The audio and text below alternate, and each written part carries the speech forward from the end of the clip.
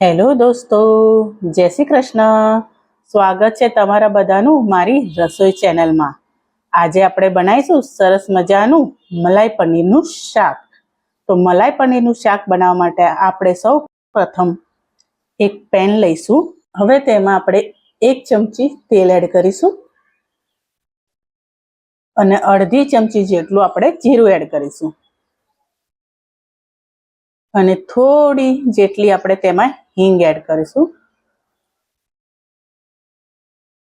જીરું તતડી જાય એટલે તેમાં આપણે 10-12 કળી લસણની, અડધો ઇંચ આદુનો અને 1 લીલું મરચું એડ કરીશું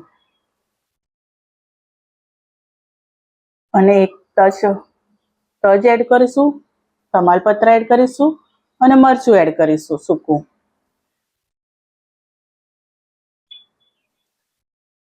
લસણને એને આપણે સાતરી લઈશું. હવે તેમાં 2 ડુંગળી છે મીડિયમ સાઈઝની સમારેલી, તે એડ કરીશું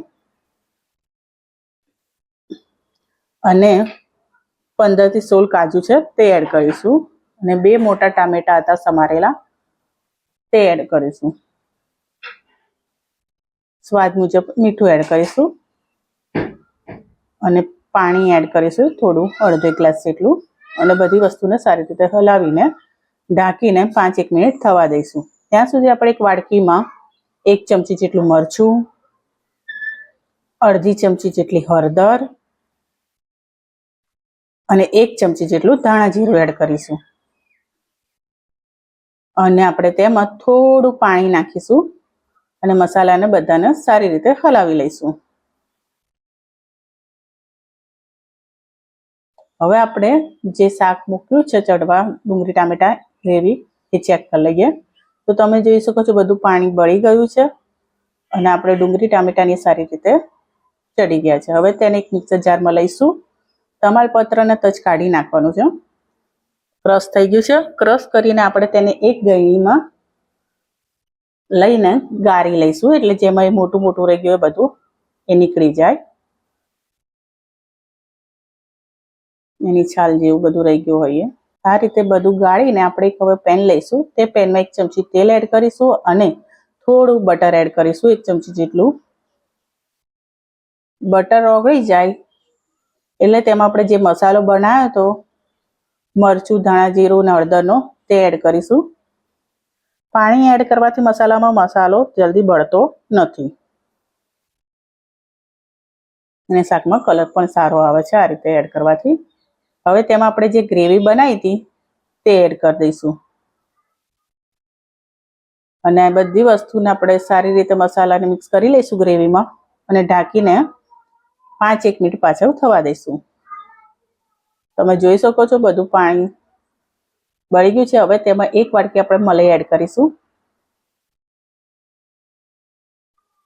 અને મલાઈને સારી રીતે અંદર મિક્સ કરી લઈશું અને ફરીથી તેને ઢાંકીને થવા દઈશું 3-1 મિનિટ જેટલું. તમે જોઈ શકો છો કે સરસ મજાની આપણી ગ્રેવી થઈ ગઈ છે. તેમાં હવે આપણે પનીર એડ કરીશું. મેં 200 જેટલું પનીર નાખ્યું છે અને થોડી 1 ચમચી જેટલી કસૂરી મેથી અંદર એડ કરીશું અને અડધી ચમચી જેટલો ગરમ મસાલો એડ કરીશું. આ બધી વસ્તુને સારી રીતે હલાવીને મિક્સ કરી લઈશું. હવે તેમાં થોડું પાણી એડ કરીશું અને તેને ઢાંકીને થોડી વાર થવા દઈશું. 3-4 મિનિટ થવા દેવાનું. તમે જોઈ શકો છો શાકમાં સરસ મજાનું આપણું તેલ છૂટું પડી ગયું છે. જોઈને જ મોઢામાં પાણી આવી ગયું હશે. હવે તેમાં આપણે થોડી ઝીણી સમારેલી કોથમીર એડ કરીશું.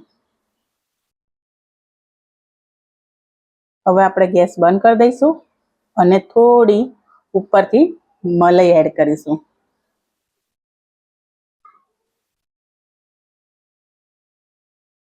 તો તૈયાર છે સરસ મજાનું આપણું મલાઈ પનીરનું શાક.